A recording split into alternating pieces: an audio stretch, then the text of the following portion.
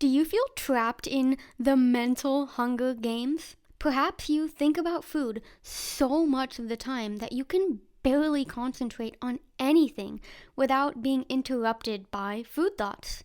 Or maybe you're well aware that you're restricting and you know that you're actually really hungry, but you feel that if you actually honored your mental hunger, you'd swing to the other side and you won't ever be able to stop eating. Or maybe you resonate with this. You're really far along in your recovery and you've gained weight and maybe you're even weight restored, yet still you can't stop thinking about food. If this sounds like you, my friend, you need to watch my online training, How to Win the Mental Hunger Games.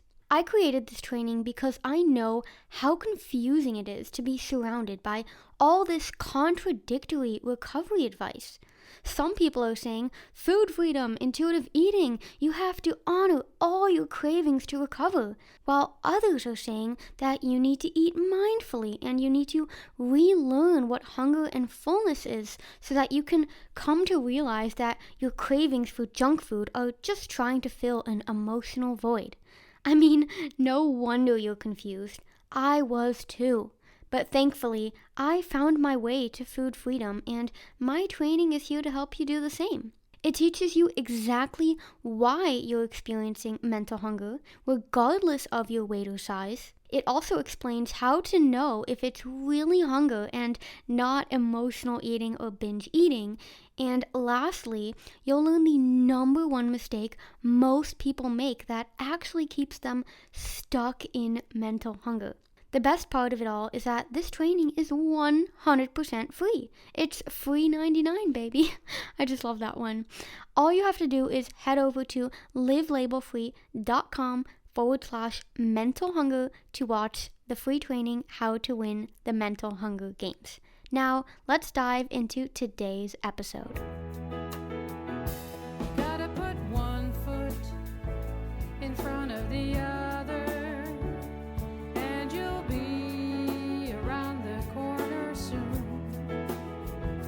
Welcome to Live Label Free, the podcast, where you'll learn to let go of limiting labels and embrace your unique brain. As my mom says so beautifully in her song, "Fear is a heavy load to carry." Which is why on this podcast, you'll learn the scientific links between neurodiversity and eating disorders, giving you a deeper understanding of how you can face your fears and become truly free. Together, you and me, we will keep putting one foot in front of the other.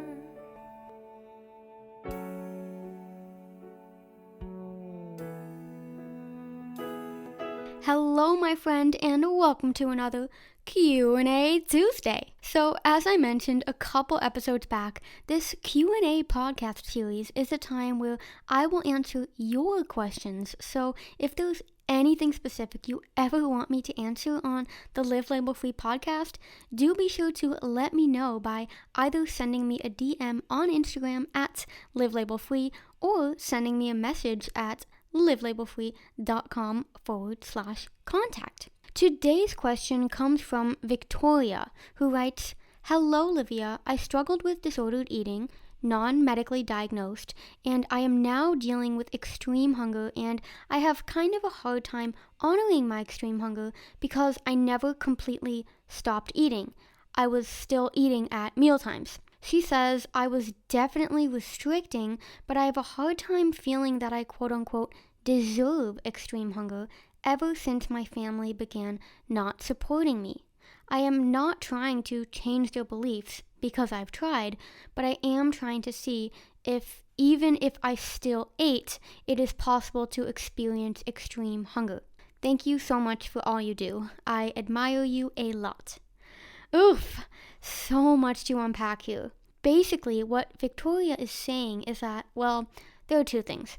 First, she acknowledges that she has been restricting, but she was always still eating meals. So what I'm immediately sensing here is that she feels she doesn't fit that eating disorder stereotype of someone who can somehow miraculously survive on just eating a carrot stick every day.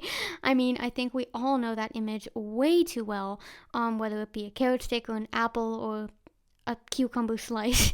I just remember growing up and in the biology textbook about anorexia, it was like they literally just don't eat anything. It's like a miracle. And I really do resonate with that fear of not fitting that image, because I was always eating 3 meals and a few snacks a day, even when I was at my sickest. But I simply wasn't eating enough in total to support my health. So we're going to come back to that in just a moment, but first let's finish unpacking Victoria's entire message. So she's been eating meals but knows it's not enough for her body, and from her message I'm definitely sensing that she also knows having extreme hunger is a totally normal response to that restriction. However, and this is the root of the fear, she feels she doesn't deserve extreme hunger, or in other words, her extreme hunger is not quote unquote valid enough because she was never completely starving herself. And then she talks about how this fear is amplified because not only is she struggling with this, but now her family has also stopped supporting her. Okay, so to answer this question of whether or not it's possible to experience extreme hunger even if you are still eating meals, I want to tell you about the core philosophy of live label free.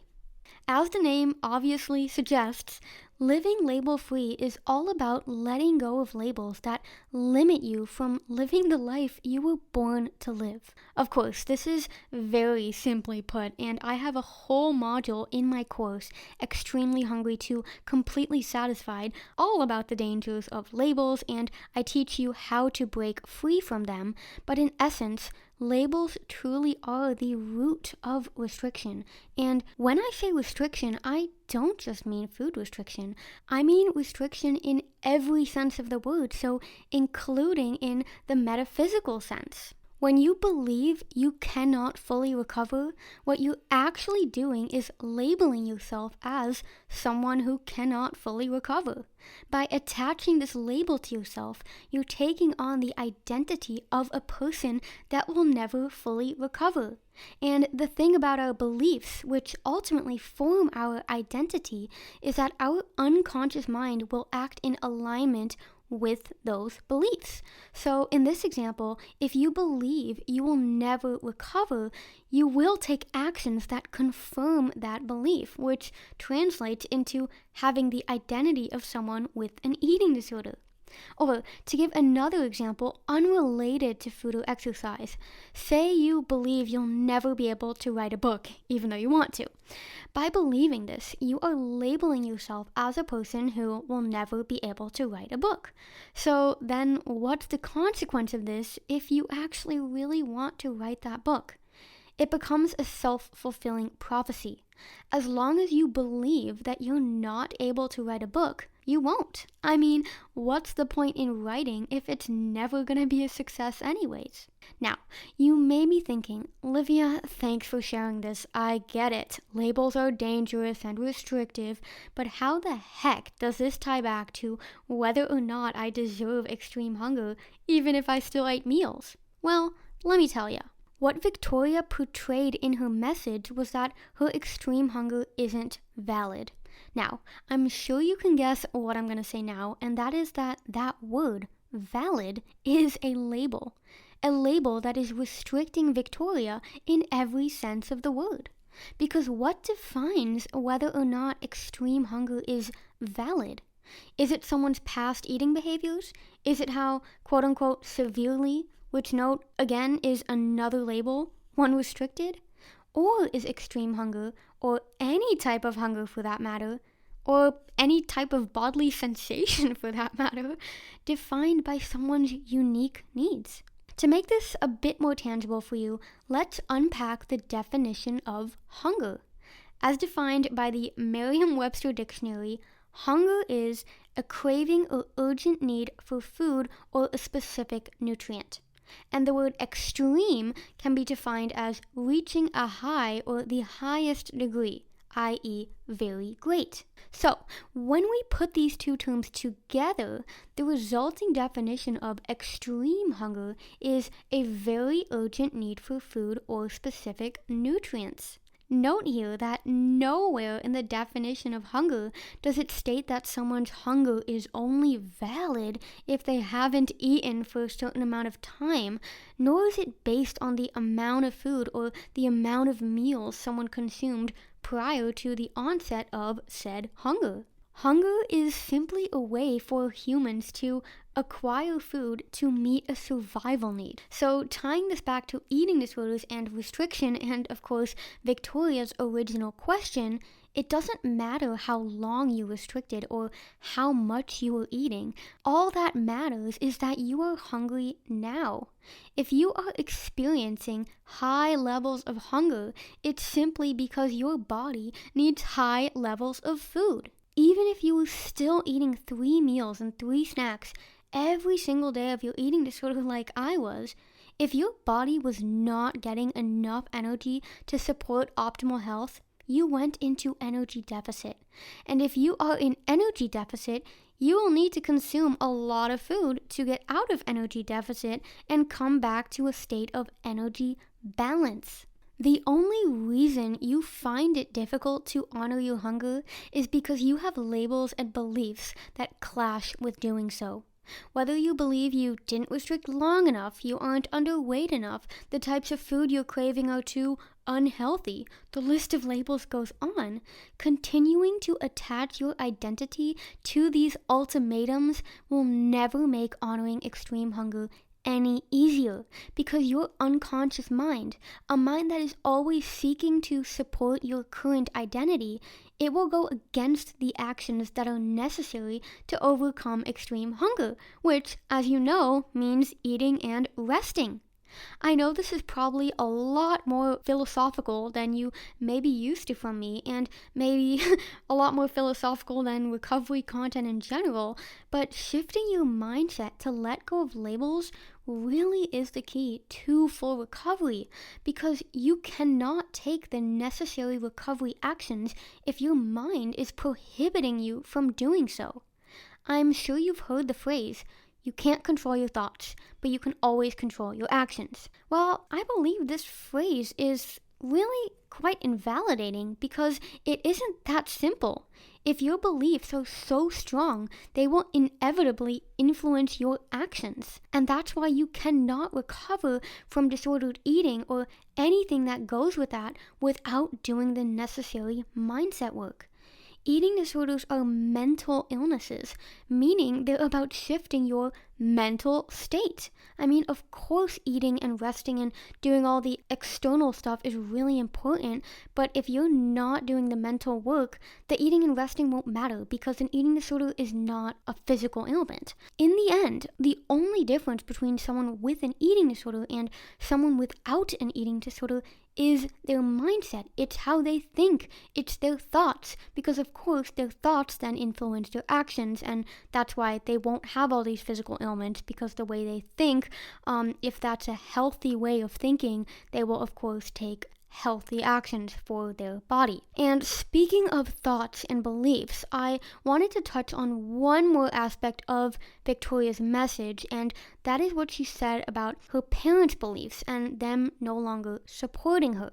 I get a lot of messages from parents about how to best support their child or children struggling with eating disorders, so I'll have to save that topic for another episode, but I did want to address this difficulty with extreme hunger when your loved ones don't understand or don't support you. Honestly, just as honoring extreme hunger is difficult because you believe it's wrong or invalid, believing that honoring extreme hunger is more difficult if you don't have support from a specific person is simply because you believe that. So to explain what I mean, let's go back to the example I gave earlier about writing a book. just as it will become a self-fulfilling prophecy of impossibleness if you believe it's impossible for you to write a book. Believing that you need your parents or anyone else's understanding or support to recover will make it impossible to recover if you don't have that. Not because that's a fact, but simply because, again, that's what you believe. Of course, I'm not saying that support doesn't mean anything. I mean, I don't think I could have recovered if it weren't for the incredible support and help I had on my own journey. And it's the reason I'm a coach, because recovery is easier when you have someone walking by your side, cheering you along the way. It is easier when you do have support. Humans are social creatures, meaning we crave connection, and it's what motivates us to keep moving forward and to keep challenging ourselves. However, only you can shift your mindset. My family was a massive part of my recovery, but they couldn't do the work for me. My course and what I talk about with clients during coaching sessions are all really helpful tools, but they cannot do the work for you. And lastly, but perhaps most importantly, the truth is that no one will truly understand what you're going through if they don't have lived experience. So often I hear my clients say that their parents or partners or guardians or friends or whoever supports them have stopped supporting them. And I don't think it's because they don't care, it's because they don't know how. And the reason they don't know how is because they don't understand. Again, you will never understand if you don't have that lived experience. As hard and frustrating as it is, you cannot make someone without lived experience understand, and you can't change their beliefs.